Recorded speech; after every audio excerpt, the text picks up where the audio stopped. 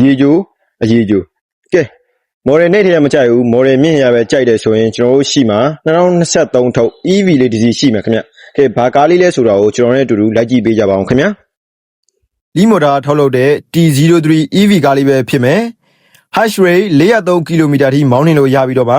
နင်းတဲ့ပေါ်မူတီပေါ်မှာ385ဝန်းကျင်လောက်ရှိပါမယ် battery capacity 41.3 kWh သွင်းလို့ရမယ်ကဲဒါကတော့လီမော်တာ T03 ရဲ့အတွင်းကန်းလေးပဲဖြစ်မယ်ဆယ်လက်မ TV ပါပါမယ် Android TV နှလုံးပါပါမယ် TV တစ်လုံးထဲမှာပဲ support တိုက် eco မှုအကုန်လုံးမောင်းလို့ရမယ် driving အတွက်ပို safe ဖြစ်အောင်လို့အထဲထဲမှာ AirVent 6လုံးထိပါမယ် Pyramid sunroof ကိုလည်း TV တစ်လုံးထဲမှာပဲအသုံးပြုလို့ရမယ်မိသားစု 4-5 ယောက်စီးလို့အသင့်တော်ဆုံးကားလေးဖြစ်မယ်လို့ထင်ပါတယ် Alliance ဟာ original ပါမယ်ကဲ charging port ကတော့